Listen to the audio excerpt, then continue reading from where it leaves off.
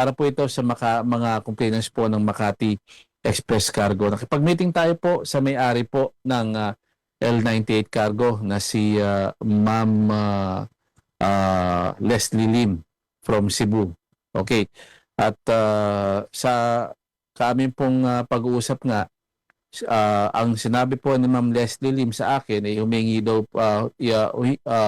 po siya ng paumanhin po sa inyo kung nadidelay po yung delivery ho ng mga kahon nyo.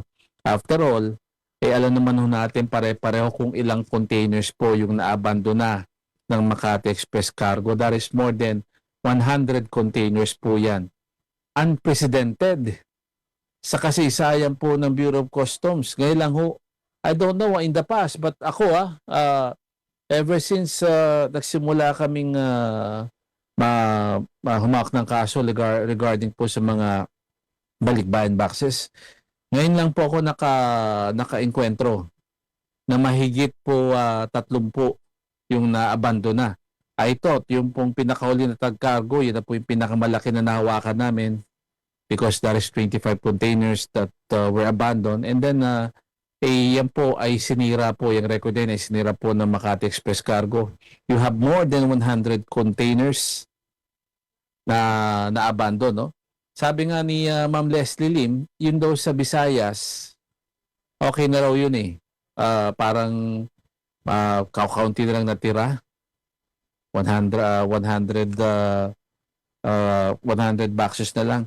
Dito daw sa Luzon, ang talaga namang medyo marami pa. So humingi po ng pangunawa itong si Ma'am Leslie sa mga may-ari po ng Makati Express Cargo na hawak po nila ngayon ng mga balikbayan boxes.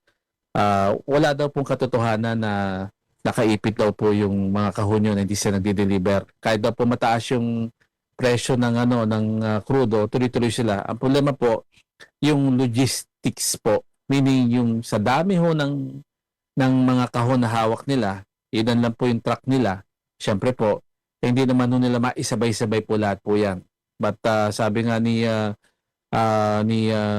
Ma'am Leslie Lim, ang may-ari ng L98, minamadali po na po namin yan Mr. Tulfo, at nagbigay na rin siya ng timeline na hopefully in the coming weeks madideliver na lahat po yung hawak nila na kahon ng Makati Express Cargo, particularly dito po sa may Luzon.